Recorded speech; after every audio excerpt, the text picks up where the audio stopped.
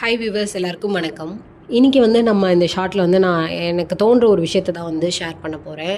இப்போ சமீபத்தில் நடந்த விமான விபத்து ரொம்ப மிகப்பெரிய ஒரு கோர விபத்து. நமக்கு தெரிஞ்சது தான். அதில் இவ்வளோ பேர் இறந்துருக்காங்க. தனிப்பட்ட குடும்பங்களுக்கு அது ஒரு குடும்பங்களுக்கும் அது எவ்வளோ பெரிய இழப்பாக இருந்திருக்கும். அவங்களுக்கூட கனவுகள், கடமைகள் எல்லாமே சேர்ந்து போயாச்சு. அதை அவங்களுடைய ஆத்மா சாந்தி அடையட்டும். அதை அவங்களுடைய குடும்பங்கள் அந்த ஒரு விஷயத்தை தாண்டி அடுத்த கட்டத்துக்கு போகிறதுக்கான அந்த சக்தி கடவுள் கொடுக்கணும் அப்படின்றது இந்த நேரத்தில் நான் ப்ரே பண்ணிக்கிறேன். இப்போ நான் இதை என்ன சொல்ல போகிறேன் அப்படின்னா, இந்த மாதிரி ஒரு விஷயம் நடந்தாலே இந்த யூடியூப் சேனல்ஸ் ஆகட்டும், இல்லை நியூஸ் சேனல்ஸ் ஆகணும், நிறைய பேர் என்ன ஆகிடுறாங்கன்னா, ரிசர்ச்சராக, சயின்டிஸ்ட்டாக, பைலட்டாக, மெக்கானிக்கா, சிபிஐயா, சிபிசிஐடியா அந்த மாதிரி ஆகிடுறாங்க. அவங்க இஷ்டத்துக்கு அவங்களுடைய கணிப்புகளை யூகங்களை கொட்டுறாங்க. இப்போ கூட இன்றைக்கி கூட ஒரு நியூஸ் சேனலில் பார்க்குறேன். இப்போது மெயின் பைலட்டோட இன்ஸ்ட்ரக்ஷனை கோ பைலட் கேட்டிருக்க மாட்டார், அதனால் கூட இப்படி ஆயிருக்கலாம் அப்படின்னு சொல்கிறாங்க. எவ்வளோ ஒரு அப்ரப்டான ஒரு விஷயம் இது இல்லைங்களா? அப்படி அவ்வளோ ஒரு எக்ஸ்பீரியன்ஸ் இருக்க ஒருத்தவங்க தானும் சாகணும்னு நினச்சி யாராவது வாண்டடாக அந்த இன்ஸ்ட்ரக்ஷனை ஃபாலோ பண்ணாமல் இருந்திருப்பாங்களா? தன் கண்ட்ரோலை மீறி நடக்கிற ஒரு விஷயந்தான் ஆக்சிடெண்ட்.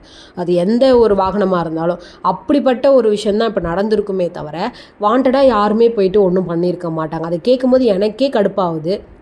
அவங்க குடும்பங்களுக்கு எவ்வளோ ஹர்ட்ஃபுல்லாக இருக்கும். ஒருத்தவங்க இறந்துட்டோடனே அவங்க மேலே என்ன வேணால் பழி போட்டுடலாமா? எதுக்கு இப்படி இவ்வளோ யூகங்களோட யோசித்து பேசிகிட்டு இருக்காங்கன்றது எனக்கு புரியல. இதெல்லாம் இப்போல்லாம் நியூஸ் சேனல்ஸ் எடுத்து ஏதாவது ஒரு விஷயம் தெரிஞ்சுக்கலாம். நியூஸ் சேனல்ஸும் இல்லை, யூடியூப் சேனல்ஸ் எல்லாமே அவங்களாவே ஒரு ஆளாகவே மாறிடுறாங்க. அவங்க எடுத்து எதாவது தெரிஞ்சுக்கலாம் அப்படின்ட்டு நம்மளால் பார்க்கவே முடியலைங்க. உண்மையாலுமே எடுத்தால் எப்படி இருக்குன்னா, இந்த ஊர் நாட்டிலலாம் அந்த புரளி பேசுவாங்கல்ல, அவள் அப்படியாண்டி இவன் இப்படியாண்டின்ட்டு அந்த மாதிரி தான் இருக்குது. எதுவுமே தெரிஞ்சிக்க முடியணும் அப்படின்ற மாதிரிலாம் இல்லை. புரளி பேசுகிறத கேட்கலாம் அப்படின்னா நம்ம இந்த மாதிரி போய் தெரிஞ்சுக்கலாம் அப்படின்ற மாதிரி தான் இருக்குது. உண்மையாலுமே தயவு செய்து இதெல்லாம் என்கரேஜ் பண்ணாதீங்க. இதை பார்த்து வளர்கிற அடுத்த ஜென்ரேஷன்ஸுமே அந்த மாதிரி ஒரு தாட் ப்ராசஸ்லேயே போயிடுவாங்க. ப்ரீஜுடைஸ் பண்ணுறதுக்குன்னு ஒரு சிலவங்க இருக்காங்க, அது பண்ணுவாங்க. அது அவங்களுடைய வேலை. அதை பண்ணி தான் சில விஷயங்களை கண்டுபிடிக்க முடியும். அதை தாண்டி நமக்கெல்லாம் அது வேலை கிடையாது.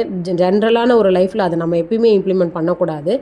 யுகங்களுக்குன்னு ஒரு அளவு தான் இருக்குது. நம்ம அதை தாண்டி ஒரேடியாக ரிசர்ச் இறங்கி ரூல் 1, ரூல் 2, ரூல் 3 இப்படி நடந்திருக்கலாம். எதுக்கு இதெல்லாம் பிளாக் பாக்ஸ் ரெட்ரைவ் பண்ணிருக்காங்க?